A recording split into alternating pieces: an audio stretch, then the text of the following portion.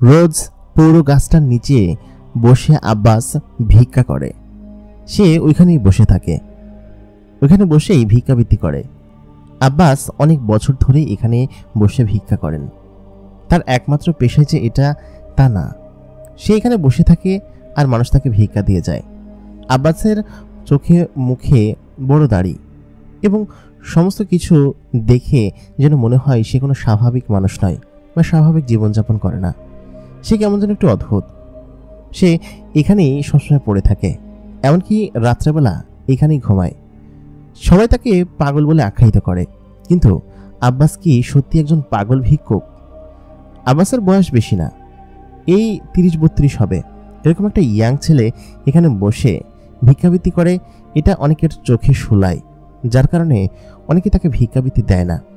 তবে সে কোনো কাজ করে খায় না কিসের জন্য, এটা নিয়ে তাকে অনেক কথা শুনতে হয়, কিন্তু সেগুলো নিয়ে সে কোনো পরোয়া করে না। সে ওই বটগাছটার নিচেই বসে থাকে এবং রাত হলে সেখানে কেউ থাকে না, কারণ গ্রামের এই বাজারে কেউই সন্ধ্যার পরে 8টা-9টা বাজার পরে বাজারে কেউ থাকে না। খুবই অনুন্নত একটা গ্রামীণ বাজার। ওই গাছটার পরেই হচ্ছে বিশাল এক নদী। নদীর পাড়ে বসে রাত্রেবেলা আব্বাস নানান সময় বাঁশি বাজায়, যার কারণে তার বাঁশির সুর অনেক দূর পর্যন্ত পৌঁছায় এবং সে খুব সুন্দর বাঁশি বাজাতে পারে। আব্বাস সেখান থেকে উঠে নদীর কূলে গিয়ে বাঁশি বাজাচ্ছিল। প্রায় প্রতিদিনই সে বাঁশি বাজায়, কিন্তু আজকের দিনটা তার জন্য ছিল এক অন্যরকম ব্যতিক্রম ধর্মী। সে আচমকা বুঝতেও পারেনি যে আজকের বাঁশি বাজানো তার জন্য এরকম একটা শুভ জিনিস বয়ে আনবে। আব্বাস যেখানে বসে বাঁশি বাজাচ্ছিল সেই জায়গাটা ছিল শুনশান এবং নীরব, একটা নদীর পাড়। এই নদীর পাড়ে বসে সে যখন বাঁশিতে সুর তুলল, আচমকা সে খেয়াল করলো তার চোখের সামনে দিয়ে একটা আলো ভেসে গেল। আলোটার তীব্রতা বেশ কঠিন ছিল, কারণ হচ্ছে সে যখন চোখ বন্ধ করেছিল তখন সে খেয়াল করলো যে তার সামনে দিয়ে কোনো একটা আলো বয়ে গেল। আব্বাস সঙ্গে সঙ্গে বাঁশিতে ফু দিয়ে বন্ধ করে দিল এবং চোখ খুলতে দেখল হঠাৎ করে সেই আলোকিত বস্তুটি তার চোখের সামনে দিয়ে একটু দূরে যেতেই হাওয়ায় মিলিয়ে গেল। আব্বাস বুঝতে পারল না এত রাত্রেবেলা এখান দিয়ে এরকম একটা আলোকিত বস্তু কি গেল। আব্বাস আবার তার বাঁশিতে সুর তুলল, কারণ হচ্ছে তার ওইসব জিনিসে দেখার কোনো দরকার নেই। অনেক বছর আগের কথা, আব্বাস যখন এই এলাকায় থাকতো, মানে ওর বাড়ি এখানেই, ওর বাবা মা মারা গিয়েছে আর ও একটা মেয়েকে প্রচণ্ড পরিমাণ ভালোবাসত। এরপর থেকেই সে তার জীবনকে একদম পাল্টে ফেলে। মেয়েটা ছিল এই অঞ্চলেরই, মেয়েটার সঙ্গে তার ছিল গভীর প্রেম। সে তখন সদ্য ইউনিভার্সিটিতে উঠেছে। মেয়েটা ছিল এক বড়লোক ঘরের মেয়ে আর আব্বাস মধ্যবিত্ত ঘরের একটা সন্তান, যার কারণে তাদের প্রেম সমাজ বা এলাকার কেউ মেনে নেয়নি। তারা বেশ সুন্দর সুখে শান্তিতে প্রেম করছিল, কিন্তু একটা পর্যায়ে যখন জানাজানি হয় তখন মেয়েটার পরিবার থেকে বিয়ে দেওয়ার জন্য তোড়জোড় করে এবং এক পর্যায়ে মেয়েটাকে তার পরিবার থেকে বিয়ে দিয়েই দেয়। আব্বাসের বাবা ছিল সাধারণ কৃষক এবং সাধারণ কৃষক হওয়ার কারণে এই ছোট এবং নিচু জাতির ছেলের সঙ্গে তাদের মেয়েকে বিয়ে দিবে না বলেই আব্বাসকে মারধর করে এবং তাদের মেয়েকে বিয়ে দিয়ে দেয়। এরপর থেকেই আব্বাস কেমন যেন অন্যরকম হয়ে যেতে শুরু করে। তারপর একটু একটু করে পাগলামি করতে শুরু করে এবং এখানে বসেই সে ভিক্ষাবৃত্তি করতে শুরু করে। তার ভিক্ষাবৃত্তির এই অভ্যাস সে নিজে করেনি, এখানে বসে থাকে, কেউ কিছু খেতে দেয় না, যার কারণে সে একা একাই ওইখানে বসেছিল এবং বসে থাকার কারণেই ওকে সাহায্য দিতে দিতেই তাকে এখন মানুষজন ভিক্ষুক বলে অভিহিত করেন, কিন্তু আসলে কিন্তু সে তা না। আব্বাস নিজেও কিছু বলে না, তার চোখের সামনে এগুলো ঘটছে আর তারও তো পেট চালানোর দরকার আছে। সে পাগল নাকি অন্য কিছু সেটা সে নিজেও জানে না, তবে সবাই তাকে পাগল বলে আখ্যায়িত করে। কেন এটা করে সেটা সে আসলে নিজেও বলতে পারবে না। তার নিজেরও ভালো লাগে এই পুরো বটগাছটার নিচে বসে থাকে। দিন যায় রাত যায়, সবকিছু মিলিয়ে ভালোই আছে সে। তার বাঁশিতে সুর তুলো সে রাত্রেবেলা, আবার সেই পুরো বটগাছটা নিচে গিয়ে ঘুমিয়ে পড়ে। এটা যেন তার নিয়মিত রুটিন ছিল। ওই দিন তার দিনটা ব্যতিক্রম ছিল। সে ওই দিন বাঁশিতে ফু দিয়ে অনেকক্ষণ সেখানে বাঁশি বাজিয়ে তখন তার বটগাছটার কাছে আবার ফিরে আসে, যেখানে সে সাধারণত ঘুমায় এবং তার টোলটুপলা আছে। হঠাৎ করেই সে ওই রাত্রেবেলা খেয়াল করলো যে বটগাছটার ভেতর থেকে কোনো একটা আলোকিত বস্তু বাইরে বেরিয়ে আসছে এবং সেই বস্তুটি তাকে এসে আব্বাস আব্বাস বলে ডাকছে। ওইটা দেখেই তার সঙ্গে সঙ্গে ঘুম ভেঙে গেল। সে খেয়াল করলো আশেপাশে কেউ নেই, সম্পূর্ণ অন্ধকার। তাহলে তাকে কে ডাকলো এবং কিসের জন্য ডাকলো? পরের দিন ঘুম থেকে উঠে আব্বাস স্বাভাবিকভাবেই এদিক ওদিকে তাকালো এবং ওইখানে যেরকমভাবে বসে থাকে ঠিক সেরকমভাবেই বসে থাকলো। বিষয়টা ছিল একদম ব্যতিক্রম এবং ভিন্নধর্মী। তারপর আব্বাস সারাদিন ওইখানে বসে সেই আলোটার কথা চিন্তা করতে থাকলো। সে যে স্বপ্নটা দেখেছে, আসলে কি এটা স্বপ্ন ছিল নাকি সে সত্যি সত্যি দেখেছে? তার এমন কোনো কিছু মনে হলো না। পরের দিন রাত্রেবেলা ঠিক একই জায়গায় সে বসিয়ে বাঁশি বাজাচ্ছিল। আচমকা সে আবার সেই আলোকিত জিনিসটিকে তার চোখের সামনে দিয়ে যেতে দেখলো এবং সে যখনই সেই আলোর দিকে তাকালো তখনই আলোটা একটু দূরে গিয়েই ফুৎ করে নিভে গেল। সে বুঝতে পারছে না এই আলোটা কিসের। খানিকক্ষণ বাদে তার নাকে ভেসে আসলো এক ধরনের অদ্ভুত সুঘ্রাণ। সে কিন্তু সেই বটগাছটার নিচেই তখন বসে আছে। আজকে আর নদীর পাড় পর্যন্ত যায়নি, তবে তার বটগাছের থেকে নদীর পাড়টা খুব সুন্দরভাবে দেখা যায়। খানিকক্ষণ বাদে সে খেয়াল করলো সে আলোকিত জিনিসটা উড়ে এসে তার সেই বটগাছের মাথায় বসলো। তারপর থেকেই সেই আলোটা একদম গায়েব। আব্বাস উপর দিকে তাকিয়ে খানিকটা ভয় পেল, কারণ সে এরকম জিনিসের আগে কখনো দেখেনি। এরকম আলো উড়ে বেড়াচ্ছে, জিনিসটা কি? সে তাকে নজরান্দাজ করে আবার বাঁশিতে ফু দিতে লাগলো। অনেকক্ষণ বাঁশি বাজানোর পর সে ক্লান্ত হয়ে যখন শুতে যাবে তখনই খেয়াল করলো সে যেখানে শুয়ে তার পাশেই কেউ একজন তার দিকে তাকিয়ে আছে এবং সেটা একটা আলোর অববয় থেকে একটা মানুষের রূপান্তর হলো। সেটা সে স্পষ্ট দেখতে পেল। ওটা দেখে সে ভয় পেয়ে একটা চিৎকার দিয়ে উঠল। চিৎকার দিয়েই সে পেছন দিকে সরে গেল। তারপর যখন আবার সামনের দিকে তাকালো দেখলো সেখানে কেউ নেই। তাহলে কি আব্বাস এসব জিনিস ভুল দেখছে নাকি অন্য কিছু? তার তো কোনো কিছুই মাথায় ঢুকছে না। সব মিলিয়ে তার সবকিছু তালগোল পাকিয়ে যাচ্ছে। আব্বাসের সাথে সব কি ঘটছে? গতকাল রাত্রে থেকে এগুলো ঘটছে এবং সে যা দেখছে তা কি সত্যি দেখছে নাকি মিথ্যা দেখছে? সব মিলিয়ে তার মাথায় আসলে কিচ্ছু ঢুকছে না। এগুলো কি সত্যি? সে আবার তার বিছানার কাছে গেল, কিন্তু কাউকে সে দেখতে পেল না। সে বরাবর মতো আবার ঘুমিয়ে পড়ল। ওই দিন রাতেই সে একই ধরনের স্বপ্ন দেখল যে কেউ একজন এসেছে এবং কোনো একটা মেয়ে, তার পরনে এক ধরনের রঙিন কাপড় এবং সেই কাপড়টা এত দামি এবং তার গায়ে আলো জ্বলছে। এই সমস্ত জিনিস দেখে আব্বাস আবার লাফ দিয়ে ঘুম থেকে উঠে গেল। মনে হচ্ছিল মেয়েটা তাকে ইশারা দিয়ে ডাকছে, বলছে যে আমার কাছে আসো, আমার কাছে আসো, এরকম করে ইশারা দিয়ে ডাকছে। সে ঘুম থেকে উঠে দেখলো চারিপাশে তখন অন্ধকার। ওই রাতে তার আর ঘুম হলো না। কয়েকদিন ধরে তার সাথে অদ্ভুত সব ঘটনা ঘটছে। বিষয়টা কি সে আদতেও বুঝতে পারছে না, এটা কিভাবে ঘটছে। আব্বাস পরের দিন আবার ঠিক একইভাবে সময় কাটালো। এরকম করে প্রায় 3-4 দিন একই ঘটনা তার সঙ্গে ঘটতে লাগলো এবং একই ধরনের স্বপ্ন সে দেখলো যে কেউ একজন তার কাছে এসেছে, হাত বাড়িয়ে তাকে ডাকছে। কিন্তু যখনই সে ঘুম থেকে ওঠে তখন সেই জিনিসটাকে সে আর আশেপাশে দেখতে পায় না। এটা কি সত্যি নাকি অবাস্তব সেটা সে বুঝতে পারছে না। তার ধ্যান জ্ঞান সবকিছুই আছে। সে যে ভিক্ষা করে এটা এলাকার সবাই জানে এবং সে নিজেও জানে।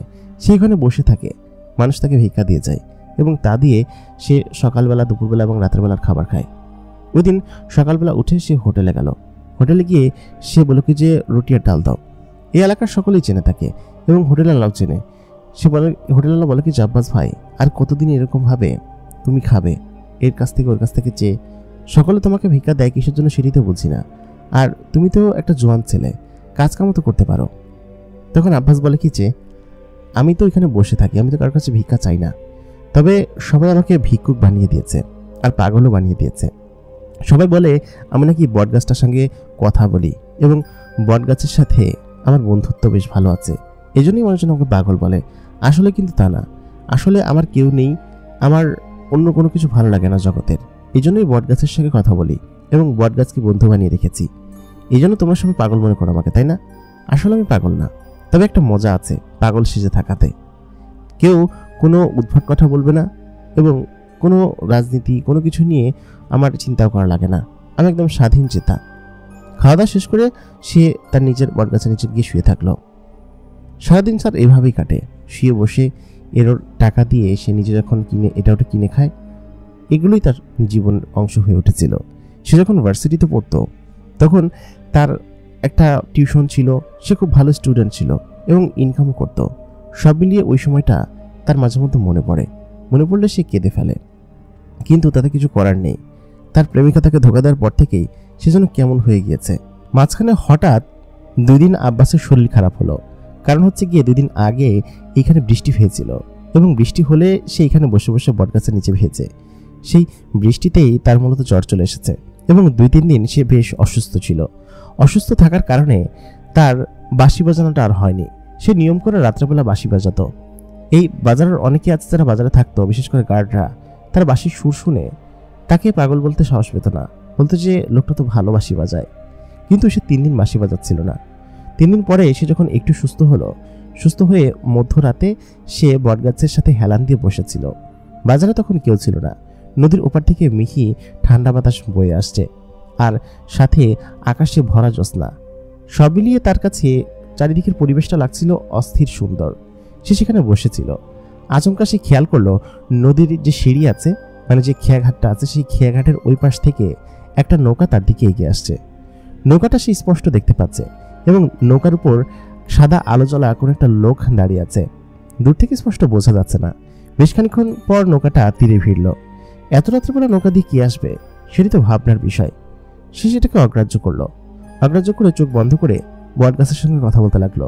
বলল, ও বট ভাই, আমার তো খুব খারাপ লাগছে, আমি সুস্থ হব কবে? সে নিজে নিজে উত্তর দেয়, বলে কি যে খুব দ্রুতই সুস্থ হয়ে যাবা। এই কথা বলতেই সে যখন তার ডান দিকে তাকানোর সঙ্গে সঙ্গে সে খেয়াল করলো যে সাদা শাড়ি পরে একটা মেয়ে তার দিকে এগিয়ে আসছে। তবে সেটা শাড়ি নাকি অন্য কোনো বস্তু বোঝা যাচ্ছে না। নিচের অংশ শাড়ির মতো দেখতে আর ওপরের অংশ কোনো একটা জামার মতো দেখতে। সে জিনিসটা পরে কোনো একটা মেয়ে তার দিকে এগিয়ে আসছে এবং সেই মেয়েটার চুলগুলো একদম প্রায় পা পর্যন্ত। তারপর মাথার ওপর চুলগুলো এত সুন্দর করে বেনি করা এবং মাথায় কোনো ফুল দিয়ে সাজানো। এবং সে তার দিকে এগিয়ে এসে তাকে জিজ্ঞেস করলো, আপনি কেন নদীর ধারে আসছেন না আর কেন বাঁশি বাজাচ্ছেন না বলুন তো? আব্বাস তখন হতভম্ব হয়ে গেল। সে যে বাঁশি বাজায় সেটা এই মেয়েটি জানলো কিভাবে? আব্বাস মেয়েটির দিকে প্রথম এক ঝলক তাকিয়েছে, তবে দূর থেকে তার চেহারাটা খুব ভালোভাবে বোঝা যায়নি। তবে মেয়েটির গায়ে এরকম আলো জ্বলছে কিসের জন্য সেটা সে বুঝতে পারছে না। একটা অন্য রকমের দৈব্য আলো, যেটা কিনা সাধারণত কারোর গায়ে জ্বলতে পারে, অস্বাভাবিক বিষয়। আব্বাস খেয়াল করে যখন মেয়েটির পা থেকে মাথা অবধি দেখলো এবং যখন তার মুখের দিকে চোখ গেল, তখনই আব্বাস একদম অবাক হয়ে গেল। কারণ মেয়েটি ছিল অবিকল দেখতে তার সেই প্রেমিকার মতো। শুধুমাত্র প্রেমিকার মতোই না, অনেকটা তার মতো এবং তার থেকে অনেক গুণ সুন্দর। তবে তার সঙ্গে অনেকটা মিল আছে। আব্বাস সঙ্গে সঙ্গে দেখেই তার দিকে বিষম খেয়ে তাকালো। বলল কি যে, আপনি কে এবং আপনার গা থেকে এরকম আলো বের হচ্ছে কিসের জন্য? আর আপনি এত রাত্রেবেলা একটা মেয়ে হয়ে এখানে কিভাবে আসলেন? আব্বাস একদম সুস্থ মস্তিষ্ক এবং স্বাভাবিকভাবে মেয়েটির সঙ্গে কথা বলছিল। মেয়েটি তখন বলল যে, আমি যেই হই না কেন, আপনি যে নিয়মিত বাঁশি বাজানো কেন বন্ধ করলেন? আমি বললাম কি যে, আমি যে বাঁশি বাজাই সেটা আপনি কিভাবে জানলেন? আমি তো রাত্রে ছাড়া বাজাই না, আর কোনো মেয়ে ছেলে তো রাত্রেবেলা এখানে আসার মোটেই কথা না, তাহলে আপনি কিভাবে বুঝতে পারলেন? মেয়েটি তখন বলল, আমার নাম আশা, আমি এখানে থাকি বলতে আশপাশ দিয়ে ঘোরাঘুরি করি। তবে সেদিন রাতে প্রথমবার আপনার বাঁশির সুর শুনে আমার কানে বেশ ভালো লেগেছিল। সেদিন তো আপনার বাঁশির সুর অল্প একটু শুনেছি, সেই বাঁশির সুর আমাকে কেন যেন ঘরে থাকতে দিচ্ছিল না, যার কারণে সেদিন যাবার পথে যখন আপনার বাঁশির সুর শুনলাম, আপনার বাঁশির সুর শোনার জন্য আবার আমাকে আকৃষ্ট করেছিল এখানে। আপনি প্রায় প্রত্যেক দিনই বাঁশি বাজান, তাই না?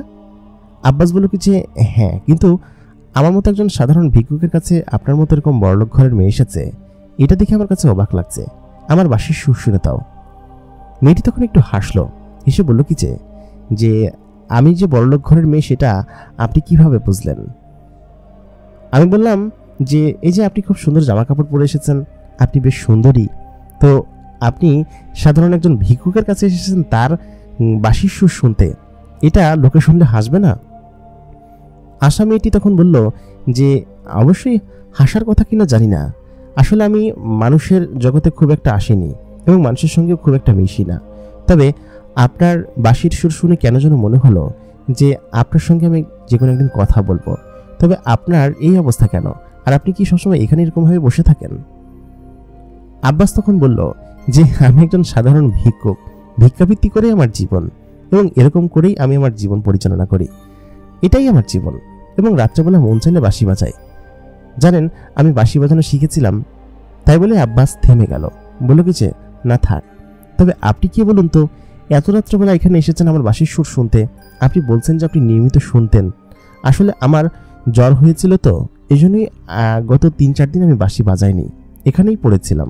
আজকে একটু ভালো লাগছে, আজকে বাজাবো ভেবেছিলাম, তবে শরীরে তেমন জোর নেই, এই জন্য বাজাবো না। মেয়েটি অপলক দৃষ্টিতে আব্বাসের দিকে তাকিয়ে আছে। আব্বাস যে একটা ভিক্ষুক সেটা শুনে মেয়েটির কোনো বিরূপ প্রতিক্রিয়া হলো না। অন্য কেউ হলেও হয়তো নাক সিটকাত। তবে মেয়েটি এত বড়লোক ঘরে হওয়া সত্ত্বেও কত সাবলীলভাবে আব্বাসের পাশে দাঁড়িয়ে কথা বলছে, তার সঙ্গে হাসি মুখে গল্প করছে, এটাই আব্বাসকে বিস্ময় করছে। কারণ হচ্ছে গিয়ে এরকম কোনো মানুষ নেই যে আব্বাসকে দেখে নাক সিটকায় না। আর এই সুন্দরী দেখতে মেয়েটি, তাও অতি সুন্দর না, মানে তার থেকেও বেশি সুন্দর। এত সুন্দরী মেয়ে আব্বাস এর আগে কখনো দেখেনি। মেয়েটির চোখের দিকে তাকাতেই সাহস পাচ্ছে না। মেয়েটির মুখের দিকে না তাকিয়েই সে কথা বলছে। মেয়েটি তখন বলল যে, আপনার নাম কি? আব্বাস তখন বলল, আমার নাম আব্বাস, আমি একজন ভিক্ষুক, আমি এখানে বসে ভিক্ষাবৃত্তি করি এবং লোকে যা দেয় তা খেয়েই জীবন ধারণ করি, বিশেষ কোনো কিছু না আমি। তবে আপনি আমার এখানে এসেছেন সেটা দেখে আমি অবাক হয়েছি। আপনি যদি আমার বাঁশির সুর শুনতে চান শোনাতে পারি, তবে দুর্বল কণ্ঠে কতটুকু ভালো হবে জানি না। আপনি বসুন দয়া করে। আব্বাসের এই ছোট্ট বটতলার যে কুড়ে ঘরটা আছে, ঘর বলতে কোনো বিশেষ ঘরটা নেই, বটগাছ নিচে একটা সুন্দর করে গোল করে সার্কেল করে কংক্রিট দিয়ে ঘেরা, সেখানে আব্বাস থাকে। সেখানে মেয়েটি এসে বসলো। বসার পর আব্বাস তার বাঁশিতে সুর তুলল। তখন আকাশে ভরা জ্যোৎস্না, চারিদিকে মোটামুটি অন্ধকার। তবে এই বাজারের শেষ মাথার যে আলোটা আছে সেটা আব্বাসের বটগাছ পর্যন্ত আসে, সেটা দিয়ে আফসা আফসা মেয়েটির দিকে এসে দেখছিল। তবে মেয়েটিকে তার এমনিতে দেখা লাগছিল না, কারণ মেয়েটির গায়ে যে আলো জ্বলছিল তাতেই তার চেহারা এবং পুরো শরীরের অবয়ব স্পষ্ট বোঝা যাচ্ছিল। মনে হচ্ছিল কোনো ভূত প্রেত, কারণ সাদা শাড়ি পরে এসেছে। তবে আব্বাস ভূত প্রেতে ভয় পায় না, কারণ সে এসব জিনিসকে উপেক্ষা করে। ভূত প্রেত বলতে কিছু হয় না। মেয়েটি এসেছে গল্প শুনতে, বাঁশির সুর শুনতে, শুনে সে চলে যাবে। ঠিক তেমনটাই আব্বাস মনে মনে ভেবে বাঁশিতে সুর তুলল। তবে তার কাশি হয়েছিল বলে বাঁশিটা ভালো মতো বাজাতে পারছিল না, কতক্ষণ পর পর খক খক করে কাশছিল। তারপর সে বাঁশি বাজানোটা ছেড়েই দিল, মানে বলল কি যে, না আজকে আর হবে না, শরীর এমনিতেই ভালো না, শরীর থেকে শক্তি বের হচ্ছে না, সমস্ত শক্তি জ্বরে চুষে নিয়েছে, এই জন্য আজকে হয়তো পারবো না, আমাকে মাফ করবেন। আব্বাসের এরকম সাবলীল ভাষা দেখে আশা মেয়েটি বলল কি যে আপনি আমাকে জিজ্ঞেস করেছেন যে আমি কে, তবে সেটা আমি আজকে আপনাকে বলবো না। আপনি কি নিয়মিত আমাকে বাঁশির সুর শোনাতে পারবেন? আসলে আপনার বাঁশির সুর শোনার পর থেকেই আপনার প্রতি একটা অন্যরকম আকর্ষণ বোধ জেগেছে। এর আগে কখনো আমি মানুষের সঙ্গে মিশিনি বা তাদের সঙ্গে কথাও বলিনি, তবে সেদিনকে এই পথ ধরে যাওয়ার সময় আপনার করুণ বাঁশির সুর শুনে আমার কাছে অদ্ভুত রকমের ভালো লেগেছে, এই জন্যই শুনতে চাচ্ছি। আব্বাস তখন বলল কি যে, আচ্ছা আপনি কে বলুন তো, এত রাত্রেবেলা এখানে এসেছেন আমার মতো একজন ভিক্ষুকের বাঁশির সুর শুনতে, বিষয়টা আমাকে অবাক করেছে। তাও আবার নৌকা করে আসলেন, বিষয়টা কেমন অদ্ভুত আমার কাছে তাই মনে হচ্ছে। আশা মেয়েটি বলল কি যে, না অদ্ভুত না, অদ্ভুত হতে যাবে কিসের জন্য, তবে আপনি যদি আমাকে নিয়মিত বাঁশির সুর শোনান তাহলে আমি আপনাকে আমার পরিচয় বলতে পারি, তবে সেটা এখন বলবো না। তারপর মেয়েটি ওদিনকে ওইখান থেকে চলে গেল। বলল কি যে, আজকে আমি আসি, আপনি তো বেশ খানিকটা অসুস্থ, আপনার সুস্থতা কামনা করি, তাই বলে সে ওইখান থেকে চলে গেল। মেয়েটি ছিল অসম্ভব রকমের সুন্দরী। আব্বাস এই মেয়েটিকে কি তাহলে এতদিন স্বপ্নে দেখেছে? কারণ সে স্বপ্নে যে মেয়েটিকে দেখেছিল অনেকটা সেই মেয়েটির মতোই, তবে সেই মেয়েটির চেহারা স্পষ্ট ছিল না। তাহলে কি এটা সে স্বপ্ন আগে দেখে ফেলেছে যে কেউ একজন তার সঙ্গে দেখা করতে আসবে এবং সে তাকে এরকম কথা বলবে তার বাঁশির সুর নিয়ে? এরকমই স্বপ্ন তো সে দেখেছিল। হঠাৎ করে তার এটা মনে হলো, কিন্তু মেয়েটি ততক্ষণে সেখান থেকে চলে গিয়েছে একদম মুহূর্তের মধ্যে। জাস্ট বলেছে যে আমি আসি, তাই বলতেই সেখান থেকে গায়েব হয়ে গিয়েছে। আব্বাস উঠে নদীর পাড়ে গেল, কিন্তু ততক্ষণে কাউকে দেখতে পেল না, কোনো নৌকা নেই, কোনো কিছু নেই। তারপর সে নিজের জায়গায় ফিরে আসলো। এসে সে ঘুমিয়ে পড়ল, রাত অনেক হয়েছে। পরের দিন সকালবেলা উঠে আবার স্বাভাবিক জীবনযাপন। সে উঠে আবার নাস্তা করতে গেল, নাস্তা করে এসে দুপুরের খাবার খেলো, এরকম করেই তার স্বাভাবিক দিন কেটে গেল সারাদিন। এবং রাত্রেবেলা খাওয়া দাওয়া শেষ করে সকালে যখন বাজার থেকে বেরিয়ে গেল, তখন সে সেই বটগাছটার নিচে সেই মৃদু বাতাস খেতে খেতে সেখানেই শুয়ে শুয়ে গল্প করছিল নিজের সঙ্গে আর বটগাছটার সঙ্গে। এটাই যেন তার সংসার এবং এটাই যেন তার জীবন। সে যখনই গল্প করছিল হঠাৎ করে তার নাকে একটা অদ্ভুত সুঘ্রাণ ভেসে আসলো। সে মনে মনে ভাবলো এত সুন্দর সুঘ্রাণ কোত্থেকে আসছে। তখনই সে ডান দিকে খেয়াল করতে দেখল সেই মেয়েটি ঠিক আগের সেই জায়গায় বসে আছে। সেখানে একটা ভয় পেয়ে বলল কি যে আপনি আপনি কখন আসলেন? আপনাকে তো দেখে আমি ভয় পেয়ে গিয়েছি। মেয়েটি আজকে গোলাপি রঙের একটা শাড়ি পরে এসেছে, তবে সে যে জামা পরে সেটা শাড়িও না, আবার সাধারণ ড্রেসও না। এটা কি ধরনের জামা? আব্বাস সঙ্গে সঙ্গে জিজ্ঞেস করে ফেললেন, এটা কি ধরনের জামা বলুন তো? এই ধরনের জামা কাপড় তো এর আগে কখনো দেখিনি। আর আপনি হুট করে এখানে আসলেন কিভাবে? আমি তো এখানে বসেছিলাম, আপনাকে তো দেখতে পাইনি এতক্ষণ। মেয়েটি তখন উত্তর দিল যে আমি এসেছি অনেকক্ষণ হয়েছে, আপনাকে দেখছিলাম যে আপনি কি করেন। আচ্ছা, আপনার এই অবস্থা কেন? আর আপনি এখানে থাকেন কিসের জন্য? আমি অন্যান্য অনেক সাধারণ মানুষ দেখেছি, তারা তো স্বাভাবিক জীবনযাপন করে, তাদের ঘর আছে। আপনি বলছেন যে আপনার ঘরই এটা, আপনার সমস্ত কিছু এটা, কিন্তু এটা এরকম কিসের জন্য? কিছু তো বুঝতে পারছি না। আপনার বাবা মা, আপনার পরিবার কোথায়? তখন মেয়েটিকে ছেলেটি বলে কি যে না, এসব বিষয়ে জিজ্ঞেস করার দরকার নেই। আপনি বাঁশির সুর শুনতে এসেছেন, সেটাই শুনুন। তারপর মেয়েটি আব্বাসের দিকে একটা খাবার জাতীয় পানীয় এগিয়ে দিলেন, বললেন কি যে জিনিসটা খেয়ে নিন, আশা করি আপনি সুস্থ হয়ে যাবেন।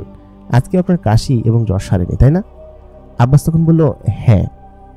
সে কোনো কথা বাড়ালো না, মেয়েটির কাছ থেকে সেই জিনিসটা নিল এবং সেই মিষ্টি জাতীয় পানিটা সে সঙ্গে সঙ্গে ঢকঢক করে গিলে খেয়ে ফেলল। খেয়ে ফেলার বেশ খানিক্ষণ পরে তার কাশিও নেই, তার শরীরে একটা অন্যরকম অনুভূতি হচ্ছে, মানে এনার্জেটিক ফিল করছে। সে মেয়েটিকে বলল যে আপনি কি জিনিস খাওয়ালেন বলুন তো, আর আপনি কে? আপনি কিন্তু বলেননি। মেয়েটি তখন বলল যে আমি বলবো সমস্ত কিছু, যদি আপনি আমাকে নিয়মিত বাঁশির সুর শোনান। আমি যে আপনার বাঁশির সুর না শুনে থাকতে পারি না, চলে আসি সবসময় আপনার এখানে। বাঁশিতে বাজছে করুণ সুর। মেয়েটি বাঁশির এই করুণ সুর শুনে বলল, বাঁশির এই করুণ সুর শুনে মনে হচ্ছে যে তোমার মনে অনেক দুঃখ আছে। তোমার কি সমস্যা বলো? মেয়েটি এত সুন্দর যে আব্বাস তার দিকে তাকানোর সাহস করে না, কারণ এর আগে সে একজনের দিকে তাকিয়েছিল, তার জীবন একদম সম্পূর্ণরূপে বদলে গিয়েছে। তখন আব্বাস আবার মেয়েটিকে জিজ্ঞেস করলো, আপনি কে বলুন তো, এবং আপনি কেন এখানে এসে আমাকে বিরক্ত করেন বারবার? আমাকে একটু একা থাকতে দিন। আব্বাসের চোখ বেয়ে জল গড়িয়ে পড়তে লাগলো, কারণ মেয়েটিকে দেখে তার প্রেমিকার কথা মনে হয়, অনেকটা দেখতে তার মতন। এই জন্য মেয়েটিকে এখানে আসতে আব্বাস নিষেধ করলো। তখন মেয়েটি তাকে বলল যে আপনি এরকম কেন করছেন, আর আপনার কি সমস্যা বলুন তো? আপনি এরকম জীবনযাপন কেন করেন? এরকম বড় বড় দাড়ি রেখেছেন, আপনাকে দেখে মনে হচ্ছে আপনি ইয়াংকালে বেশ হ্যান্ডসাম ছিলেন, এখনো খুব বেশি বয়স হয়নি আপনার, দাড়ি গোঁফ দিয়ে মুখ ভর্তি করে রেখেছেন। আব্বাস আবার আশাকে বলল যে আপনি কে বলুন তো, এবং আপনি এসে আমার স্বাভাবিক জীবনযাপন ব্যাহত করছেন। আপনি দয়া করে এখান থেকে চলে যান। আমার মেয়ে মানুষ ভালো লাগে না, আমি মেয়ে মানুষকে একদমই দেখতে পারি না। মেয়ে মানুষ হচ্ছে খুবই খারাপ জাতি, এবং আমাকে কষ্ট দিয়ে ধোকা দিয়ে চলে গিয়েছে অন্য কারোর সঙ্গে। তখন আশা বলল কি যে আমি যে একজন মানুষ সেটা আপনাকে কে বলল? আমি কোনো মেয়ে মানুষ না, আমি হচ্ছি একটা মেয়ে পড়ি। একথা বলতেই আব্বাসের চোখ একদম ছানা বড়া অবস্থা। সে সঙ্গে সঙ্গেই আশার দিকে তাকালো, তাকিয়ে তার চোখাচোখি হয়ে গেল। সে আশাকে বলল, কি বললেন আপনি? আপনি কোনো মেয়ে মানুষ না, আপনি মেয়ে পড়ি? এটা আবার কিভাবে সম্ভব? পরীরা কি মানুষকে দেখা দেয় নাকি? ধুর, আপনি আমার সঙ্গে মজা করছেন নিশ্চয়ই, তাই না? আশা পরি তখন বলল যে না, আমি আপনার সঙ্গে মোটেই মজা করছি না, আমি একটা পরী। তাই বলতেই আশা তার বিশাল ডানা মেলে মাটি থেকে অনেকটা উপরে উঠে গেল, এবং তার ডানা ঝাপটাচ্ছিল তখন সেই ভিক্ষুকের সামনেই। আব্বাস দেখে অবাক হয়ে গেল।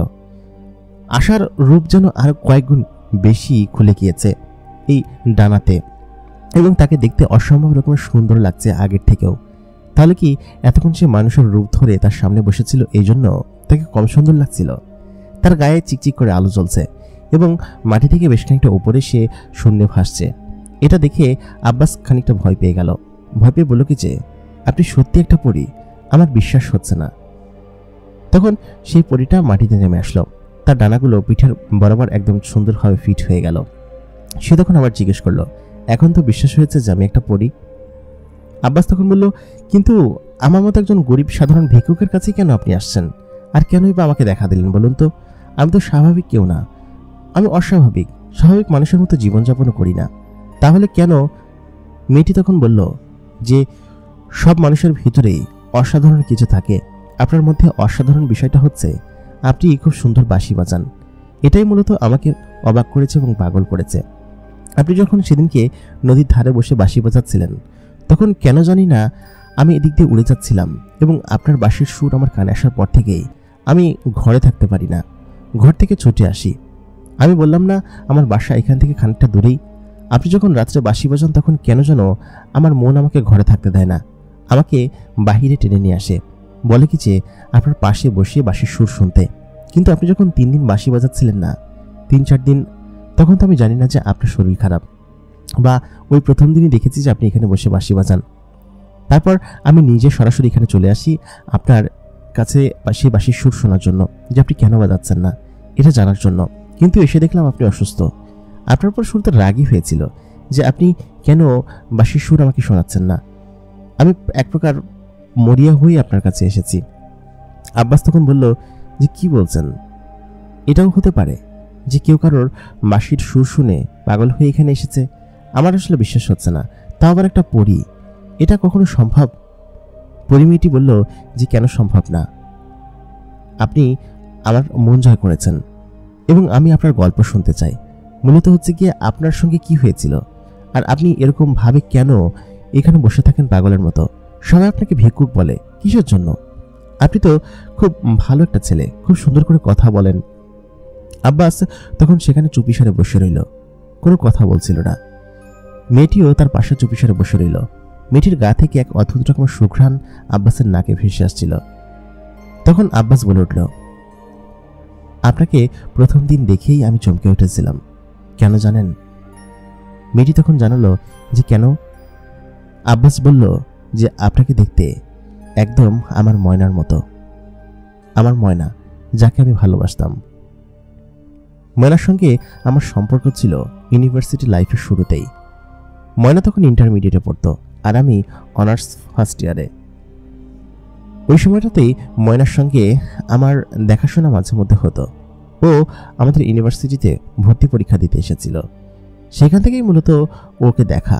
তারপর চান্স পেয়ে আমাদের নিজের ডিপার্টমেন্টেই ভর্তি হলো। আমি তখন সেকেন্ড ইয়ারে, আরও তখন ফার্স্ট ইয়ারে। ওকে দেখতে আমি নানান ধরনের পাগলামি করতাম। ওকে দেখার জন্য নিজের ক্লাস ফাঁকি দিয়ে ওর ক্লাসের বাইরে গিয়ে দাঁড়িয়ে থাকতাম। অনেক সময় স্যারদের সাথে ওদের ক্লাসে ঢুকে যেতাম। তারপর যখন লনে দাঁড়িয়ে থাকতো ওকেই দেখতাম। শুধুমাত্র ময়নাই আমার জীবনের সমস্ত অংশ ছিল এবং আমি যে কাউকে এত বেশি ভালোবাসতে ফেলতে পারবো সেটা আমি জানতাম না। তখন আমি ময়নাকে আমার ভালোবাসার কথা জানাই। শুরুতে সে আমার ভালোবাসা গ্রহণ করেনি। আমি অনেকদিন অপেক্ষা করেছিলাম। তারপর সে নিজে থেকে একদিন আমাকে বলল যে সেও নাকি আমাকে পছন্দ করে এবং ভালোবাসে। ময়না যে এখানকার এলাকার একজন প্রভাবশালী ছেলে ছিল, মেয়ে ছিল, সেটা আমি জানতাম না এবং সে খুব বড়লোক ঘরের একটা মেয়ে ছিল। এটা পরবর্তীতে আমি জানতে পারি, কারণ আমি তো তাকে দেখে ভালোবেসেছি, তাকে শুনে ভালোবেসেছি। তার পরিবার বা সে বড়লোক নাকি ছোটলোক সেটা দেখে ভালোবাসিনি। আমাদের প্রেম চলছিল, খুব ভালো চলছিল। একে অন্যের সঙ্গে খুব সুন্দরভাবে মানিয়ে নিচ্ছিলাম। আমাদের কখনো ঝগড়া ঝাড়ি হতো না। আমরা সবসময় একে অন্যের সঙ্গে মিলেমিশে খুব আদর যত্নে থাকতাম। আমি তখন অনার্স ফাইনাল ইয়ারে। আমাদের 3 বছরের প্রেম তখন চলমান। হঠাৎ করেই একদিন ময়নার ভাইয়ের কাছে আমরা ধরা পড়ে যাই। আমি এবং ময়না নদীর ধারে বেড়াতে গিয়েছিলাম এবং সেখান থেকেই মূলত তার ভাই আমাদেরকে দেখে ফেলে। তারপর ময়নাকে বাসায় নিয়ে গিয়ে তাকে আটকে রাখে এবং বলে যে আমাকে নাকি তার সঙ্গে বিয়ে দিবে না, যার কারণে সে অনেক কান্নাকাটি করে। কিন্তু পরবর্তীতে শুনতে পারি যে ময়না নাকি বিয়ে ঠিক হয়েছে এবং আমার মা তখনও বেঁচে ছিল। আমার আব্বা অনেক আগেই মারা গিয়েছে। আমি মূলত ইউনিভার্সিটি লাইফে টিউশনি করে এটা ওটা করে আমার সংসার চালাতাম। পরবর্তীতে আমার মায়ের হঠাৎ করে অসুস্থতা ধরা পড়ল। আমি আমার মাকে নিয়ে এদিকে ওদিকে দৌড়াদৌড়ি করছিলাম, আর ওদিকের কি অবস্থা সেটা আমি জানতাম না। পরে আমার মা যেদিন মারা গেল সেদিন আমি শুনতে পেলাম যে ময়না নাকি আমাকে ফাঁকি দিয়ে অন্য একজনকে বিয়ে করে ফেলেছে। এই দুঃখ আমি সইতে পারিনি। আমি ময়নাকে অনেক বেশি ভালোবাসতাম। ও যে আমাকে রেখে অন্য কাউকে বিয়ে করে চলে যেতে পারে সেটা আমি কখনো বিশ্বাস করিনি এবং আমার মনে হয়েছে যে ওকে জোর করে বিয়ে দেওয়া হয়েছে। তারপর আমার মা এবং সে তো দুইজনই চলে গেল। আমার মা মারা যাওয়ার পরে আমি অনেক বেশি দুর্বল হয়ে পড়েছিলাম। আমি ময়নার কাছে গেলাম, ময়নার শ্বশুর বাড়িতে। সেখানে যাওয়ার পর সে আমাকে বলল যে, দেখো আব্বাস, তুমি এখানে এসে আমাকে বিরক্ত করো না, আর আমি তোমাকে চিনি না, তুমি এখান থেকে চলে যাও তো, তুমি এখানে কেন এসেছো আমার কাছে? ময়নার এরকম কথা শুনে আমি সেগুলো সহ্য করতে পারিনি। আমি কেমন যেন অন্যরকম হয়ে যাই। আমার বাড়িতে কেউ নেই, আমি একা একা, এবং একটু একটু করে আমার জীবনটা কেমন যেন বদলে যেতে শুরু করে। তারপর থেকেই আমি এখানে ওখানে বসে বসে জীবন কাটাচ্ছিলাম। আর ভিক্ষাবৃত্তির কথা যে বলছেন আপনি, সেটা আমি নিজে থেকে শুরু করিনি। এলাকার লোকজন আমাকে দেখেই টাকা পয়সা দিত, এবং তারপর এখানেই আমি বসে থাকতাম, এখানে রাত কাটাতাম, এবং এখানেই বসে থেকে রাত কাটিয়ে মানুষ আমাকে ভিক্ষুক বানিয়ে দিয়েছে। তবে ভিক্ষাবৃত্তি করতে খারাপ লাগে না আমার এখন। সব মিলিয়ে আমার সেই দুঃখ এখন পর্যন্ত কাটিয়ে উঠতে পারিনি। আমি এত পরিমাণ পরিবর্তন কেন হয়ে গেলাম আমি নিজেও জানি না। তবে এখন জগতের কিছুই ভালো লাগে না, শুধুমাত্র ময়নার স্মৃতি ছাড়া। সে আমাকে এত বড় একটা ধোঁকা দেবে আমি বুঝতে পারিনি, কোনোদিনই না। তখন সেই মেয়েটি মানে হচ্ছে আশা আমাকে বলে যে, আপনি দুঃখ করবেন না, তবে আপনি এরকমটা থাকবেন না, দয়া করে আপনি আপনার দাড়ি গোঁফ কেটে স্বাভাবিক জীবনযাপন করুন, আপনি দয়া করে একটা কাজ করুন, কাজ করে নিজের জীবিকা করুন। মেয়েটির কথা শুনে আব্বাস বলল কি যে, সেসব করে কি হবে, আমার জীবন যা হওয়ার হয়ে গিয়েছে। বিগত 11 বছরে আমার জীবনে অনেক পরিবর্তন হয়েছে, এবং আমি এখানে এরকমভাবেই থাকবো। আপনার যদি শুনতে হয় তাহলে শুনুন, না হলে চলে যান। মেয়েটি তখন খানিকটা মন খারাপ করে বলল, আচ্ছা ঠিক আছে, আমার কথা শুনতে হবে না, তবে আপনি ভালো থাকুন সেটাই আমি চাই। আব্বাস বলল কি যে, কেন আপনি আমার ভালো চান, আপনি আমার কে? মেয়েটি তখন বলল, হয়তো কেউ না, আবার হয়তো আপনার বন্ধু। আমি আপনার বন্ধু হতে চাচ্ছি, আমি কি আপনার বন্ধু হতে পারি? আব্বাস বলল, না, আমি কোনো মেয়েকে আমার বন্ধু বানাবো না, কারণ মেয়ে মানুষ মানে হচ্ছে ধোঁকা। মেয়েটি আবার বলে উঠল, আমি কিন্তু মেয়ে মানুষ না, আমি মেয়ে পড়ি। তখন আব্বাস খানিকটা মুচকি হেসে বলল কি যে, আচ্ছা ঠিক আছে, আপনি মেয়ে পড়ি, কিন্তু আপনি যে ধোঁকা দিবেন না তার কি কোনো গ্যারান্টি আছে? দেখা গেল কি যে আপনি বন্ধুত্বের সুযোগ নিয়ে আমাকে একটা ধোঁকা দিয়ে দিলেন। মেয়েটি তখন বলল, পরীরা বা জিনেরা যখন কারোর সাথে বন্ধুত্ব করে তখন তার জন্য সমস্ত কিছু করে, তার কোনো কিছুতে ছেড়ে যায় না, বিপদে পালিয়েও যায় না। মানুষ এবং জিনেরা এক জিনিস নয়। তারপর মেয়েটি সেখান থেকে মন খারাপ করে চলে গেল। আব্বাসেরও মন খারাপ হলো মেয়েটির সঙ্গে খারাপ ব্যবহার করে, কারণ সে তো কোনো স্বাভাবিক মানুষ নয়, সে একটা পরী, শুধুমাত্র তার সঙ্গে বন্ধুত্ব করার কথাই তো বলেছে। আব্বাসের ওই রাত্রিবেলা মন খারাপ হলো। আব্বাস লোকটা যেমন, তার থেকে বেশি হচ্ছে তার মন নরম, এবং সে বেশিক্ষণ কারোর উপর রাগ করে থাকতে পারে না, অথবা কাউকে বকাঝকা করতে পারে না। সে তখন মনে মনে ভাবল যে, মেয়েটি কালকে যদি আসে তাহলে তার সঙ্গে সে ভালোভাবে কথা বলবে, এবং সে যদি আবার বন্ধুত্ব করতে চায় তাহলে আব্বাস নিশ্চয়ই বন্ধুত্ব করবে। সকল মেয়ে তো আর এক হয় না, আর মেয়েটি বলেছে যে সে একটা পরী মেয়ে, সে কোনো মানুষ না, তো সেহেতু পরীরা আলাদাও হতে পারে, সেই যেহেতু বলেছে। আব্বাস ওরকমভাবে মেয়েটির জন্য অপেক্ষা করতে লাগলো প্রায় 4 দিন। 4 দিনের মধ্যে মেয়েটি আব্বাসের কাছে আসলো না, কারণ হচ্ছে সে তো আব্বাসকে বলেছে যে আব্বাস নাকি তার বন্ধু হতে চায়, কিন্তু আব্বাস তো তার বন্ধু হবে না। আব্বাস বেশ খানিকটা দুঃখ পেল মেয়েটি না আসায়। সে নদীর পাড়ে বসে সেই দুঃখ বিলাসের জন্যই বাঁশিতে সুর তুলল, এবং বেশ খানিকক্ষণ বাঁশি বাজানোর পর সে খেয়াল করলো তার পাশে একটা অববাই বসে আছে, এবং সম্পূর্ণ আলোকিত একটা অববাই। তারপর আব্বাস খানিকটা স্বাভাবিক হয়ে বলল কি যে, আপনি এখানে এসেছেন, কখন এসেছেন? আপনি তো আসলে আপনার গায়ের ঘ্রাণ শুনিয়ে আমি টের পেয়ে যাই, কিন্তু আজকে কেন পেলাম না বলুন তো? মেয়েটি তখন বলল যে, আজকে আমি ইচ্ছে করে আপনাকে দেখা দেইনি বা আমার গায়ের ঘ্রাণ ছাড়িনি, যার কারণে আপনি দেখতে পাননি। আমি বললাম, কেন? আপনি বন্ধু হতে চান সেটা না করেছি বলে? মেয়েটি কখন বলল কি যে, সেটা আপনি যা ভাবতে পারেন। আমি বললাম, দেখুন, আপনি রাগ করবেন না, আসলে সেদিন আমার মাথা ঠিক ছিল না, আসলে ওর কথা মনে হলে তখন আমার আর কিছু ভালো লাগে না।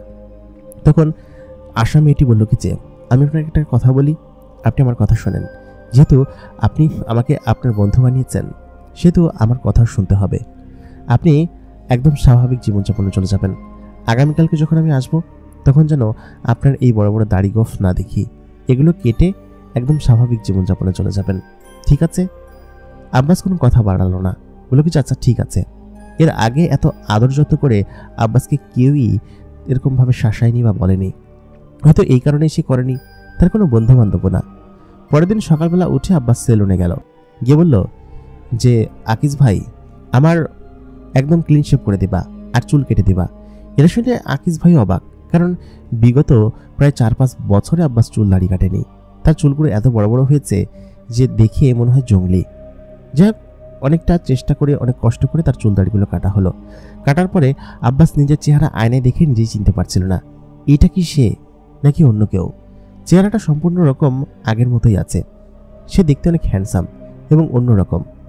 সে আজকে ভেবেছে যদি মেয়েটা আসে তাকে এসে চিনতে দিবে না। সে একটা অন্যরকম জামা পরে এখানে বসে থাকবে, কিন্তু সে বাঁশি বাজাবে না। যদি মেয়েটা এসে চিনতে পারে তাহলে চিনল, না চিনলে না চিনল। আব্বাস সেটাই করলো। সে একটা নতুন জামা কিনল এবং সেই নতুন জামা পরে সেই গাছের নিচে একপাশে বসে রইল মেয়েটির অপেক্ষায়। আব্বাসের পরনের আগের কোনো কিছুই নেই, সম্পূর্ণ সবকিছু চেঞ্জ।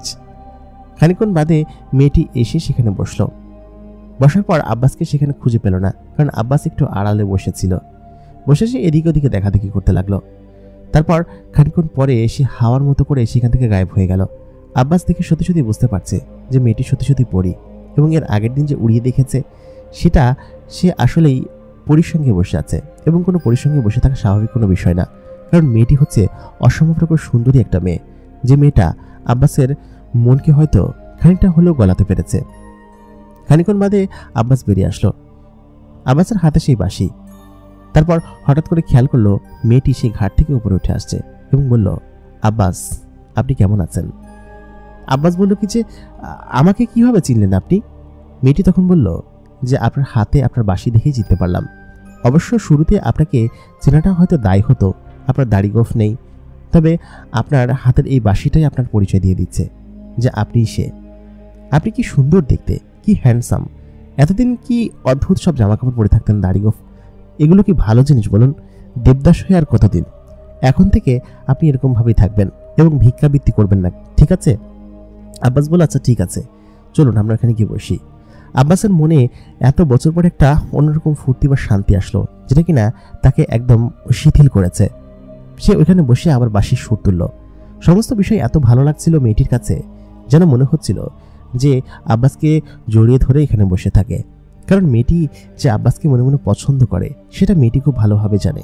পরি মেয়েটি আব্বাসের পাশে বসে খুব মনোযোগ দিয়ে তার বাঁশির সুর শুনছিল, এবং আজকের সুরটা এত চমৎকার লাগলো যে মেয়েটি কান্নাই করে দিল। বলল, কিছু শোনো, তুমি আমার সঙ্গে আজকে চলো, তোমাকে আজকে একটা জায়গায় আমি ঘুরতে নিয়ে যাব। জায়গাটা বেশ সুন্দর, তোমার পছন্দ হবে। আব্বাস বলল, কোন জায়গায় এবং কোথায়? মেয়েটি তখন বলল, এই তো আমাদের জগতে, যেখানে আমরা থাকি এবং আমি থাকি, সেখানে চলো, তোমাকে আমি নিয়ে যাই। তখন আব্বাস কোনো কথা বাড়ালো না। সে বলল, আচ্ছা ঠিক আছে চলো। বেশ খানিকক্ষণ আকাশে ভাসার পর একটা জঙ্গলের উপর দিয়ে তারা উড়ে গেল এবং একটা জঙ্গলের নিচে তারা নামলো। সেখান থেকে বেশ খানিকক্ষণ হেঁটে সে সামনের দিকে গেল। সামনের দিকে যাওয়ার পর খেয়াল করলো বিশাল এক নগরী। সেই নগরীর ঘরগুলো অনেকটা ব্যাঙের ছাতার মতো গোল, এবং ঘরের জানালাগুলো অদ্ভুত। পরি মেয়েটি বলল কি যে, আমরা ওই ভিতরে যাব না, আমরা যাব হচ্ছে এইদিকে, এদিকে কোনো একটা জায়গায় আমরা বসে গিয়ে। আর সুন্দর একটা জায়গা আছে, যে জায়গাটা আমার কাছে খুব ভালো লাগে। তাই বলে তাকে একটা ঝর্ণার পাশে নিয়ে গেল, এবং সেই ঝর্ণার সামনে রংধনু রয়েছে এবং বিশাল পাহাড়। পাহাড়ের নিচ থেকে অদ্ভুত রকম সৌন্দর্য তার চোখে ভেসে আসছে। আব্বাস নিজেকে দেখে আসলে অবাক হয়ে গেল, এবং সত্যি আব্বাস এরকম সুন্দর জায়গায় এর আগে কখনো দেখেনি। সে গ্রামের বাইরে কখনো বের হয়নি। তারপর সেখানে ঘোরাঘুরি করার পরে আব্বাসকে মেয়েটি নিয়ে গেল একটা রুমের ভিতরে। রুমটা ছিল অদ্ভুত রকমের সুন্দর রুম এবং খুব সুন্দর জায়গা। আব্বাস জিজ্ঞেস করল, এটা কোন জায়গা? মেয়েটি তখন বলল, এটা হচ্ছে আমাদের বাগান বাড়ি, আমি মাঝে মধ্যে এখানে আসি, এখানে তেমন কেউ থাকে না, দেখছো না চারিদিকে কেউ নেই। হঠাৎ করেই আব্বাসকে তুমি করে বলা শুরু করলো। তারপর আব্বাসকে নিয়ে গেল তার নিজের রুমে। সেখানে বিশাল আকৃতির আয়না রয়েছে। আব্বাস আয়নাকে নিজের চেহারা দেখে নিজে চিনতে পারছিল না, এটা যে সেটা সে আসলেই বুঝতে পারছিল না। তারপর মেয়েটি তাকে এক ধরনের পোশাক এনে দিল। বলল কি যে, এই পোশাকটা পরে নিন, পোশাকটা আপনার জন্যই তৈরি করা হয়েছে। আমি ভেবেছিলাম যে আপনাকে দিব, তবে অনেকদিন থেকেই আপনাকে বলছিলাম যে চুলদারি কাটার জন্য, আপনি কাটেননি। এগুলো না কাটলে আমি আপনাকে দিতাম না, তবে আপনি যেহেতু আমার সঙ্গে এখানে এসেছেন, জিনিসটা আপনিই পরুন এবং আপনি এখন পরে আমাকে দেখান। আব্বাস তারপরে সেই জিনিসটা পরে নিল। জিনিসটা ছিল বেশ দামি এবং অনেক রাজকীয় একটা পোশাক। এত দামি পোশাক আব্বাস তার জীবনে কোনোদিন চোখে দেখেনি। সে জামাগুলো পরে নিল এবং খুবই মোলায়েম এবং খুব সুন্দর ছিল। জামাগুলো পরার পর সে যখন নিজেকে নিজের আয়নায় দেখল, তাকে দেখতে লাগছিল অদ্ভুত রকমের সুন্দর এবং তার নিজের চোখে সে নিজে বিশ্বাস করতে পারছিল না। এটা কি সে? সে তো একটা ভিক্ষুক, সারা জীবন ভিক্ষা করে এসেছে। ইউনিভার্সিটি লাইফের পরে যখন সে পাগল হয়ে গেল তখন থেকে ভিক্ষা করে এসেছে। তার নিজের চেহারা সমস্ত কিছু দেখে আসলে সে বিশ্বাস করতে পারছিল না যে এটা সে নিজে। খানিকক্ষণ বাদে আশা পরীটা আসলো, এসে বলল কি যে, তোমাকে তো অদ্ভুত রকম সুন্দর লাগছে আব্বাস, তুমি সত্যি একটা হ্যান্ডসাম ছেলে। এতদিন শুধু শুধুই দাড়ি গোফের আড়ালে তোমার সৌন্দর্য লুকিয়ে রেখেছিলে, তোমাকে দেখতে খুব হ্যান্ডসাম লাগছে।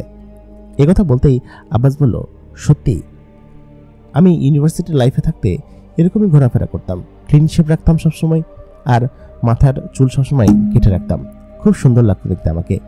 আমার ময়নাও আমাকে তাই বলতো। ময়নার কথা মনে হতেই আব্বাসের আবার মনে হলো যে মন খারাপ হয়েছে। খানিকক্ষণ বাদে আশা বলল কি যে, এদিকে আসো তো। তাই বলে আব্বাসের হাত ধরে তাকে সাইডে নিয়ে গেল। ওই মহলের পেছন থেকেই সেই ঝর্ণাটা দেখা যায়, খুব সুন্দর ঝর্ণা। দেখে বলল, দেখো কি সুন্দর জায়গা, এরকম সুন্দর জায়গায় এসে মন খারাপ করতে নেই। আর যে ছেড়ে চলে গিয়েছে তার জন্য মন খারাপ করতে নেই, সে হয়তো তার জায়গায় ঠিক আছে, তবে তুমি তোমার জীবনটা কেন নষ্ট করছো বলো তো? আব্বাস বলল, আমি জানি না, এই সমস্ত কিছু আমার ভালো লাগে না। তাই বলতেই সে তার পকেট থেকে বাঁশিটা বের করে বাঁশিতে সুর তুলল। কি সুন্দর করুণ সুর, কি অদ্ভুত সুর! এই সুর যেন মায়াকে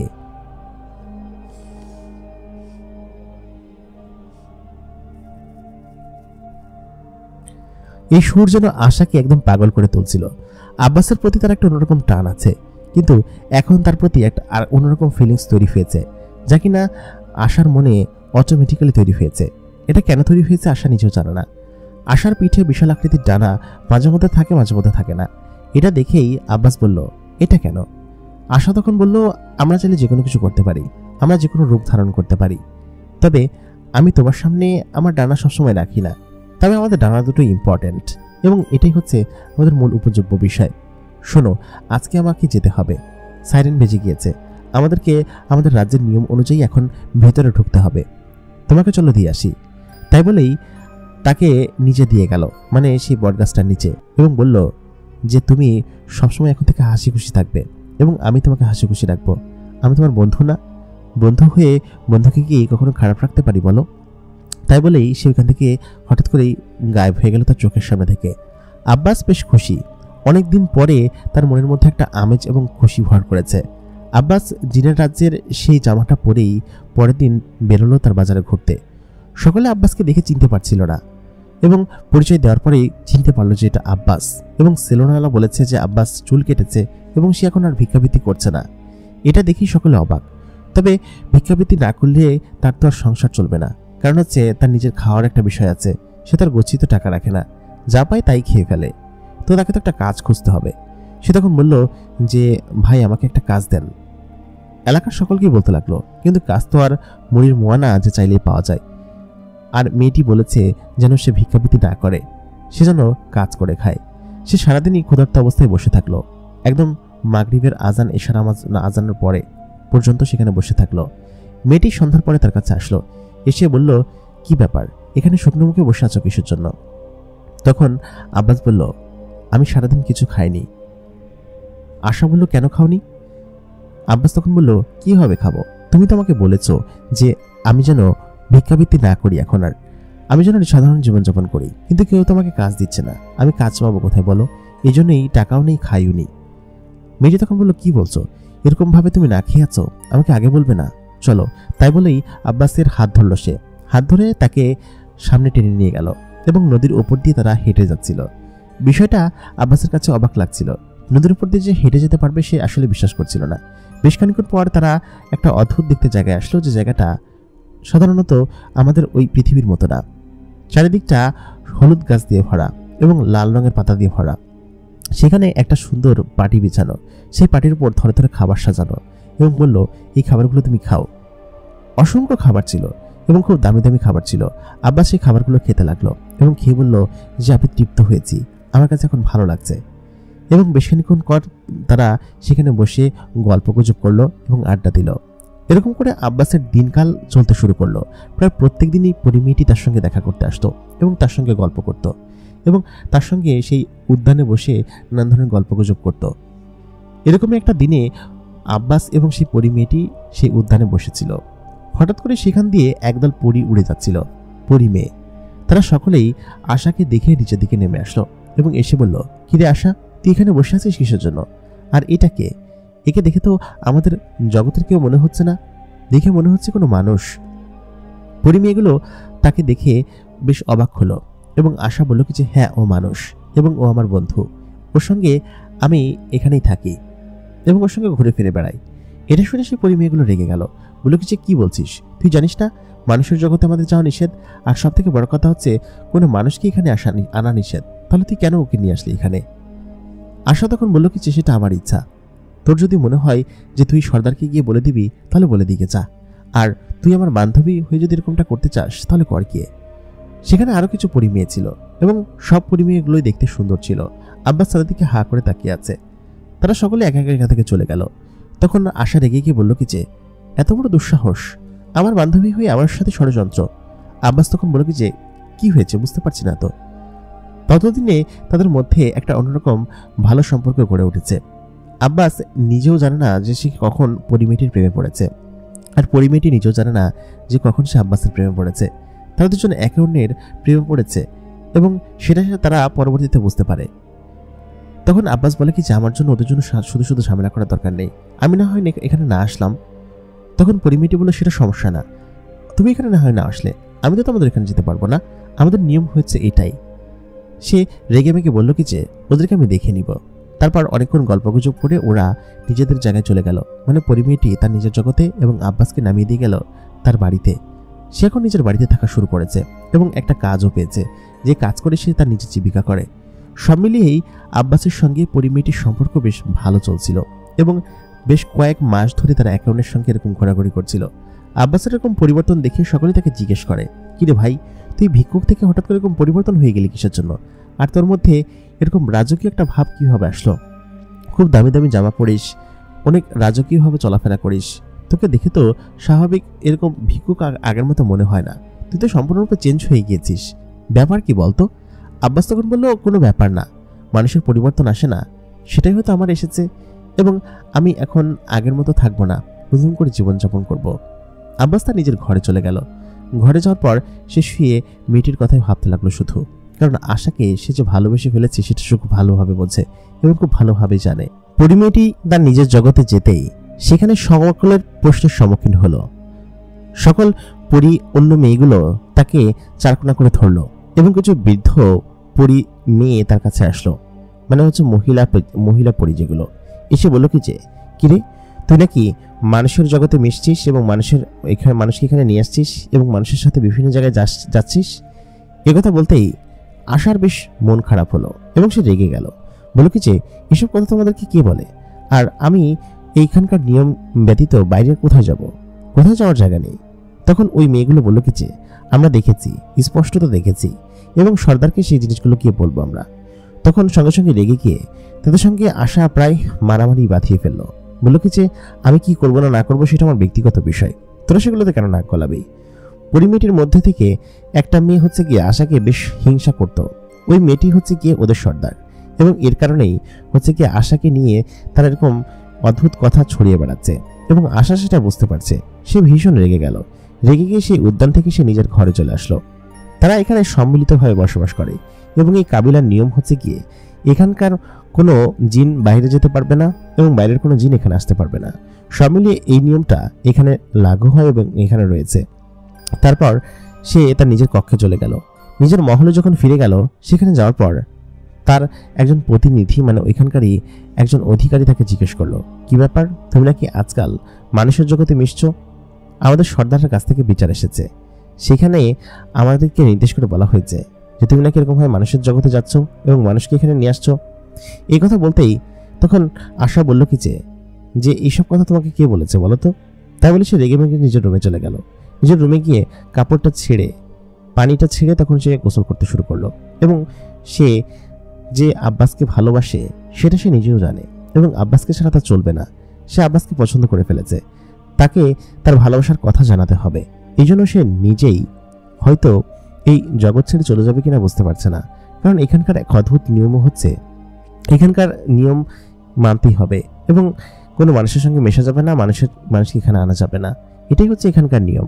এবং এই নিয়ম ভঙ্গ করে যদি সে কোনো কিছু করতে যায় তাহলে তাকে অনেক বড় শাস্তি পোহাতে হবে, যেটা সে আসলে কি করবে নাকি করবে না বুঝতে পারছে না। কিন্তু সে তো আব্বাসকে ভালোবাসে, আব্বাসকে ভালোবেসে ফেলেছে, পছন্দ করে ফেলেছে। এখন তো আর কোনো উপায় নেই, তাকে আব্বাসের কাছে নিশ্চয়ই যেতে হবে এবং নিশ্চয়ই আব্বাসের সঙ্গে থাকতে হবে। সে বেশ খানিকক্ষণ পানির ভিতরে ডুবে সেগুলো চিন্তা করতে লাগলো। তারপর পানি থেকে উঠলো। সে যে জায়গায় গোসল করে সে জায়গাটা একদম খুব সুন্দর করে বাঁধাই করা, একদম স্বচ্ছ কাচের মতো পানি। সে ওখান থেকে উঠে কাপড়টা পরে তার নিজের আয়নার সামনে দাঁড়ালো। তার সুঠাম দেহ আয়নায় দেখছে, কি সুন্দর দেহ তার, কিন্তু সে যে একটা পরী সেটা সে বুঝতে পারছে। এবং সে সঙ্গে সঙ্গে কাপড় পরে নিল এবং বলল, আমাকে এখনই আব্বাসের কাছে যেতে হবে। তার কিছু ভালো লাগছে না, কারণ আব্বাসকে না দেখলে তার একটুও ভালো লাগে না। আব্বাস একটা ভিক্ষুক ছিল, সেখান থেকেই তাকে পরিবর্তন করে সে এরকম বানিয়েছে। কারণ আব্বাসের গুণ অনেক ভালো, ব্রেনও অনেক ভালো, সব মিলিয়ে তার ব্রেনের প্রেমে পড়েছে এবং তার গুণের প্রেমে পড়েছে। যদি চেহারার প্রেমে পড়তো তাহলে এরকম জীর্ণশীর্ণ চেহারার কোনো লোকের কাছে হয়তো সে যেত না এবং তাকে পরিবর্তন করতো না। সব মিলিয়ে তার কিছু যেন ভালো লাগছিল না। সে সঙ্গে সঙ্গে এই সকল চোখ ফাঁকি দিয়ে সেখান থেকে বের হলো।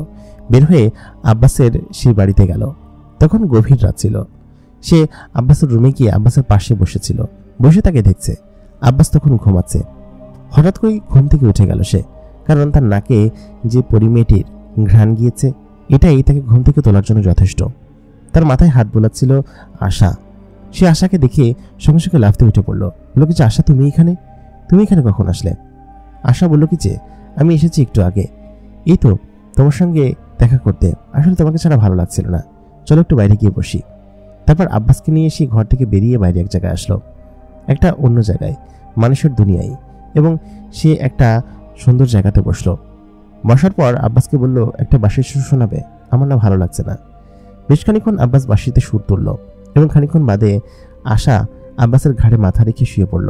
মানে হচ্ছে যেরকমটা পাশে বসে ঘাড়ে মাথা রাখলে হয়। আব্বাস কিছু বলল না। তখন সে বলল, কি হয়েছে বলো তো, তোমার মন খারাপ কিসের জন্য? আশা তখন বলল যে, আসলে মন খারাপ কিসের জন্য সেটা আমি তোমাকে না হয় না বলি।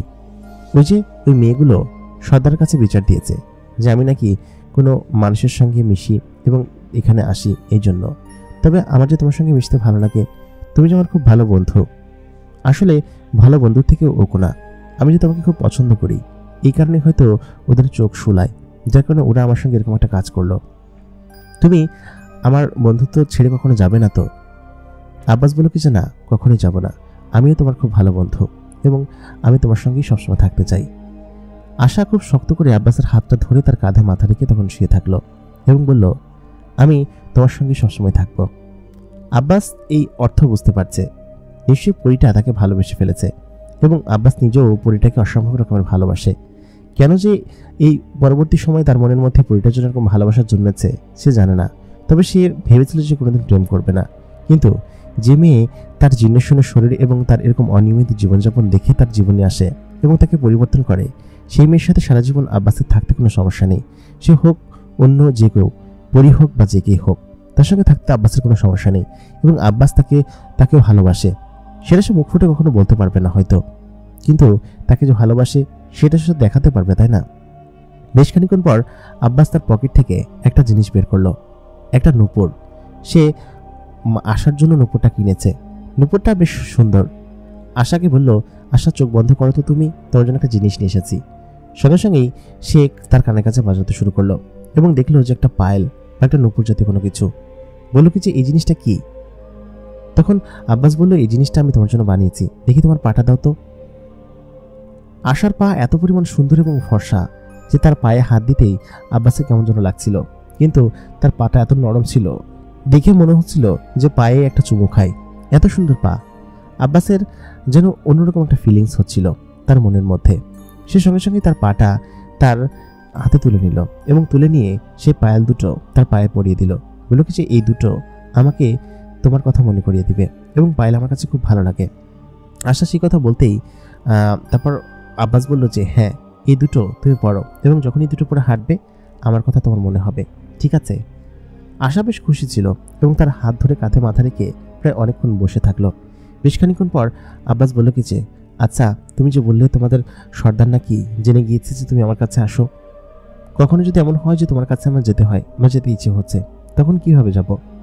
মেয়েটি তখন বলল, এমনটা হয়তো কখনো দরকার হবে না, তবে আমার ওইখানে তোমার যাওয়ার দরকার নেই। ওইখানে গেলে মানুষ যদি জিনেরা তোমাকে দেখে ফেলে তাহলে তোমার ক্ষতি করার চেষ্টা করবে। সেজন্য তুমি আমার কাছে এইখানে আমি তোমার সঙ্গে দেখা করতে আসবো, আর তোমার সঙ্গে দেখা করা আমাকে কেউ আটকাতে পারবে না। আমি সবসময় তোমার সঙ্গে দেখা করতে আসবো এবং আমি তো তোমার সঙ্গেই আছি সারা জীবনই, সেহেতু তুমি এটা নিয়ে একদমই চিন্তা করো না। আমি বললাম তারপরও? আশা তখন বলল কি যে, আচ্ছা ঠিক আছে, তোমাকে আমি একটা জিনিস দিয়ে যাচ্ছি। এই জিনিসটা ধরে যখন আমার নাম জপ করবে এবং আমাকে ডাকবে, তখন তুমি এখান থেকে জিনের জগতে চলে যেতে পারবে, মানে যেখানে আমি থাকি। এই জিনিসটা আমি তোমাকে দিয়ে গেলাম, এটা যেন কারো হাতে না পড়ে। হাতে পড়লে সে সরাসরি আমার এখানে পৌঁছে যাবে। তো সেহেতু এটা হচ্ছে একটা জিনের মন্ত্রপুত জিনিস, মানে যখনই এই জিনিসটা পড়া হবে এবং এই জিনিসটা তুমি ধরে কোনো কিছু একটা বলবে, মানে আমার নাম জপ করবে, তখনই জিনেরা তোমাকে এখান থেকে নিয়ে যাবে এবং সেটাই আমার ব্যক্তিগত জিন যারা থাকে তারা। তো সেহেতু এই জিনিসটা অন্য কারোর হাতে যেন না পড়ে। সঙ্গে সঙ্গে সেই জিনিসটা নিয়ে বলে, আচ্ছা ঠিক আছে, কখনো যদি প্রয়োজন পড়ে তাহলে তোমাদের এখানে আমি যাব এবং তোমাকে না বলেই তোমাকে গিয়ে আমি সেখানে পাবো। তো বললো কি যে, হ্যাঁ তুমি সরাসরি আমাদের এখানে পৌঁছে যাবে এবং আমার যে মূল ঘর আছে আমি যেখানে থাকি সেখানেই পৌঁছে যাবে। আমি তোমাকে খুব পছন্দ করি, সেটা তুমি বুঝো আব্বাস। আব্বাস বলল কি যে, হ্যাঁ আমি সেটা জানি এবং আমরা খুব ভালো বন্ধু, তাই না? আশা বলল হ্যাঁ। তাই বলে আশা খুব শক্ত করে আব্বাসের হাত জড়িয়ে সেখানে প্রায় সকাল হওয়া পর্যন্ত থাকলো। তারপর সে ওখান থেকে চলে গেল। আব্বাস তখন ঘুমিয়ে পড়েছিল সেখানে এবং সকালবেলা উঠে দেখলো কি যে সে সেই উদ্যানে শুয়ে আছে এবং আশেপাশে মানুষজন হাঁটাহাঁটি করছে। আব্বাসকে দেখে সবাই তার দিকে অদ্ভুত দৃষ্টিতে তাকাচ্ছে। ততক্ষণে সে চলে গিয়েছে, মানে তার পরিপ্রেমিকা যাকে সে পছন্দ করে। সে উঠে নিজের কক্ষে গেল এবং এরকমভাবেই প্রায় প্রত্যেক দিনই আশা তার সঙ্গে দেখা করতে আসতো এবং প্রত্যেক দিন আশা তার সঙ্গে গল্পগুজব করতো। ততদিনে তার কাবিলার সকলে প্রায় জেনে গিয়েছে যে সে মানুষের দুনিয়ায় আসে এবং যাওয়ার পর তাকে নিয়ে একটা বৈঠক বসলো। ওই দিন রাত্রেবেলা সে আব্বাসের সঙ্গে দেখা করে চলে গেল তার নিজের কাবিলায়। সেখানে যাওয়ার পর সে যখন ঘরে ঢুকছিল তখনই দুজন জিন তাকে বলল যে, আপনাকে সর্দার ডেকেছে, আপনাকে দ্রুত যেতে হবে এবং আপনার গার্জিয়ানের সঙ্গে যেতে হবে, চলুন। তাই বলে আশার মা এবং তার দুজন গার্জিয়ান, মানে হচ্ছে তার চাচা এবং তার বাবাকে নিয়ে সে সর্দারের কাছে গেল। সর্দারের কাছে যাওয়ার পর তারা বলল কি যে আপনার মেয়ে এরকমভাবে মানুষের দুনিয়ায় ঘোরাফেরা করে এবং একটা মানুষের সঙ্গে তার সম্পর্ক আছে নিশ্চয়ই, না হলে সেই মানুষটাকে সে এখানে নিয়ে আসার সাহস করতো না। তখন আশার বাবা বলে, কি রে, এটা কি সত্যি? আশা বলে কি যে, হ্যাঁ এটা সত্যি এবং আমি না করার কোনো সুযোগ নেই, কারণ এটা অনেকেই জেনে গিয়েছে এবং এটা প্রমাণ করতেও হয়তো কারোর কোনো সময় লাগবে না, কিন্তু এটা প্রমাণিত এবং আমি মনে করি যে আমি তার সঙ্গেই থাকবো এবং তার সঙ্গেই আমি মিশবো। তখন সেই সর্দার বলে কি যে, শোনো, আমাদের এখানকার কিছু নিয়ম আছে এবং সেই নিয়মের বাইরে গিয়ে আমরা কোনো কিছু করতে পারবো না। তোমাকে সিদ্ধান্ত আমি তোমার উপর ছেড়ে দিলাম, তুমি চাইলে সেই মানুষের সঙ্গে চলে যেতে পারো, কোনো সমস্যা নেই। তাতে করে তোমার ডানা দুটো আমাদেরকে খুলে দিয়ে যেতে হবে এবং তুমি আমাদের সমাজের বাইরে চলে যাবা। আমাদের সমাজে কখনো আসতে পারবা না এবং সমাজের সঙ্গে কোনোদিন মিশতে পারবা না। শুধুমাত্র একটা মানুষের জন্য কি তুমি আমাদের সমাজযুক্ত হবা? যদি সেটাই হয় তাহলে তোমার ডানা দুটো খুলে দিয়ে এখন তুমি চলে যেতে পারো। একথা বলতেই আশার মনের মধ্যে একটা অন্যরকম প্রতিক্রিয়া সৃষ্টি হলো। সে বলল কি যে, আচ্ছা ঠিক আছে, আমাকে কিছুটা সময় দিন, আমি সিদ্ধান্ত নিয়ে তারপর আপনাকে জানাবো। তখন সেই সর্দার বলল কি যে, সিদ্ধান্ত নেওয়ার মাঝখানে যেন তোমাকে এই জিন দেশের বাইরে না যেতে দেখি এবং ওই ছেলেটাও যেন এখানে না আসে এবং তুমি সিদ্ধান্ত নিয়ে এখান থেকে একবারে বেরিয়ে যাবে, আর না হয়তো এখানেই থেকে যাবে। কি করবে সেটা তুমি সিদ্ধান্ত নাও। তাই বলে সেখান থেকে সকলে বাড়িতে চলে আসলো।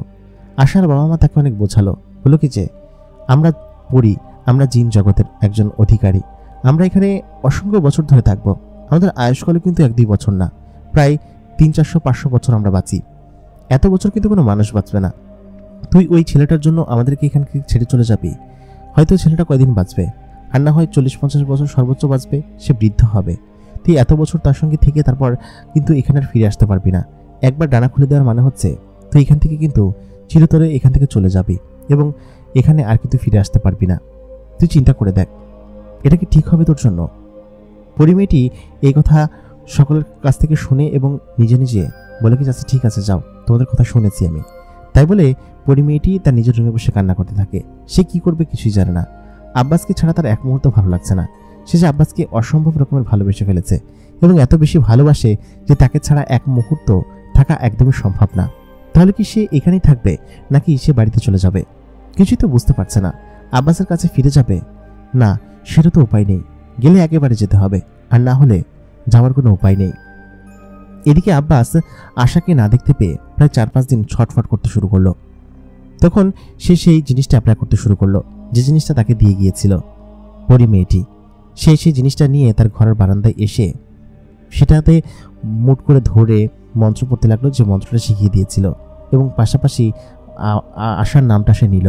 এবং বেশ খানিকক্ষণ পর সে খেয়াল করলো তার চারিদিকে আলোতে ভরে যাচ্ছে এবং একটা দৈব্য আলো তাকে একটা অন্য জায়গায় নিয়ে যাচ্ছে।